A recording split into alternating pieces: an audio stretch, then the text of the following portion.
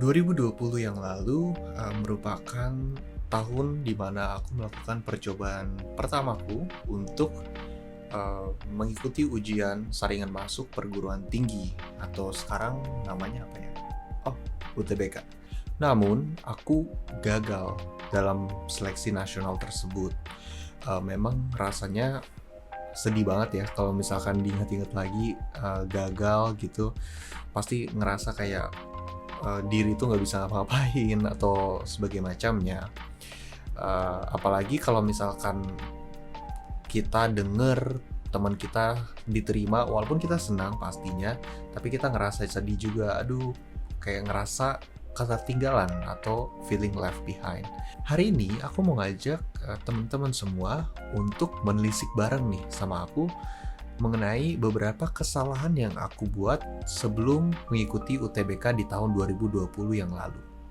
Oke, yuk kita mulai. Oke, jadi kesalahan pertamaku adalah terlalu berharap kepada jalur undangan atau jalur SNMPTN. Nah, jadi ceritanya waktu tahun 2020 aku itu memang memiliki track record aku di sekolah tuh memiliki grade yang cukup baik. Sehingga aku eligible dan sekolahku kebetulan eligible juga untuk dapat mengikuti seleksi nasional masuk perguruan tinggi atau SNMPTN. Nah, di situ aku udah hanging hopes banget, aku udah menaruh 100% harapan aku di situ. Walaupun teman-teman aku tuh bilang, Bel kayak sambilan belajar aja nyicil kan gak ada yang tahu gitu. Cuman aku bilang iya aku belajar. Padahal teman-teman di belakang itu aku nggak belajar sama sekali. Aku kayak yakin banget, bahkan cenderung overconfident. Kayak udah ngerasa banget nih pasti diterima karena nilai aku begini.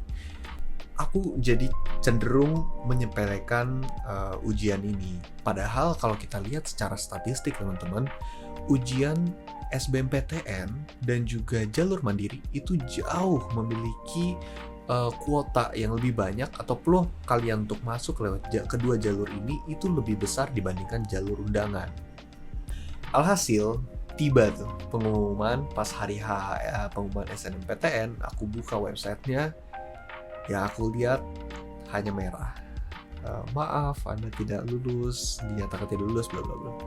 Waktu itu belum yang kayak biru kayak sekarang ya teman-teman, jadi kayak masih cuman kalau nggak diterima itu merah, kalau diterima itu hijau. Pas ngelihat merah itu, wah, mungkin teman-teman di sini yang nonton ini ada yang relate gitu. Itu tubuh tuh kerasa kayak ditimpa beban berat banget gitu. Aku waktu itu karena pas-pasan lagi di kursi sofa, langsung kayak duduk kayak gitu, nggak mau ngasih tahu orang tua, nggak mau ngasih tahu nggak mau ngasih tahu adik, diem doang kayak gitu, mood hancur banget, nyawa kayak hilang nggak tahu kemana. Ya pokoknya interaksi sama orang-orang terdekat pada hari itu pasti hancur banget. Nah, itu adalah kesalahan aku yang pertama nih teman-teman. Semoga teman-teman mungkin ada yang udah melakukan kesalahan yang sama, tapi ya it happens karena ini kesalahan yang cukup umum. Kesalahan kedua yang aku lakukan adalah menyepelekan tes potensi skolastik. TPS merupakan salah satu subtes yang diujikan dalam ujian tertulis berbasis komputer atau UTBK. Biasanya yang terkenal tuh adalah subtes pengetahuan kuantitatif, penalaran umum, dan PBM, dan aku lupa sih kepanjangannya apa. Kembali lagi pada timeline cerita, waktu itu di tahun 2020 angkatanku itu harus nerima keputusan dari LTMPT kan ya namanya. Kalau ujian tuh hanya akan dilaksanakan dengan satu tes, yaitu tes TPS saja.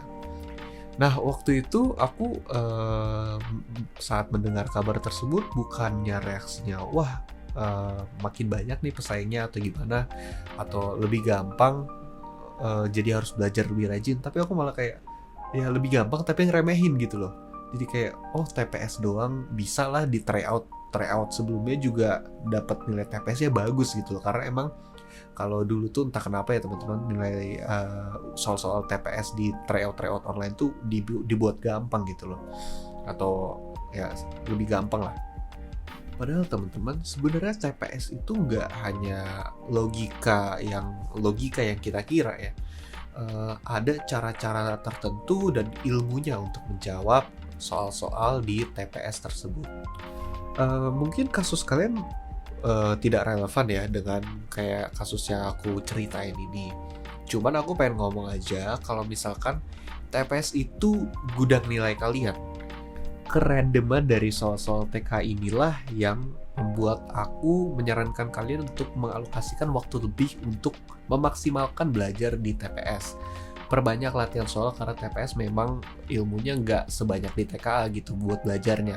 Tapi kalian harus banyak latihan soal sehingga terbiasa dengan tipe-tipe soal dan juga variasi-variasi soal yang ada di TPS. Kesalahan yang terakhir atau kesalahan ketiga adalah berhenti belajar di waktu-waktu sebelum ujian. Waktu itu aku tuh memutuskan untuk cut bener-bener belajar, nggak review sama sekali tuh pas waktu masih sekitar 2 minggu. Jadi 2 minggu atau hamin seminggu itu aku udah bilang udah masa tenang kayak gitu loh. Dengan alasan masa tenang aku bener-bener cut semuanya, nggak ngerjain soal lagi, nggak review materi sama sekali. Memang menurut aku tuh teman-teman, kalau kita mau ujian dan setelah kita belajar banyak di bulan-bulan sebelumnya, memang harus ada yang dinamakan masa tenang. Tapi aku nggak menganjurkan masa tenang versi aku pada saat itu ya teman-teman. Karena kenapa?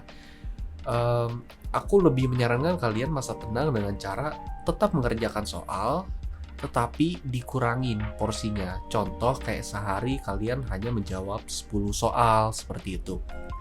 Tujuannya apa? Tujuannya adalah kalian bisa menghindari ya yang namanya overwhelm atau overload sebelum menjalani ujian, tetapi otak kalian tuh tetap terasah gitu loh, sehingga kalian tetap familiar, tetap tajam penalarannya dengan soal-soal UTBK. Oke, mungkin itu aja teman-teman, cuman 3, simple aja sih aku mau bikin videonya biar kalian juga nggak lama-lama nontonnya, jangan procrastinate ya, tetap belajar. Mungkin kalau kalian ada punya saran lain atau mungkin kalian punya pertanyaan, boleh ditinggalin di kolom section, comment section di bawah ya. Aku bakal jawab sebisa aku, dan jangan lupa juga buat semangatin teman-teman seperjuangan kalian di kolom komentar. Itu aja dari aku, Habel, di video kali ini. Jangan lupa tetap berdoa ya teman-teman, dan tetap work smart. See you in the next video and bye-bye.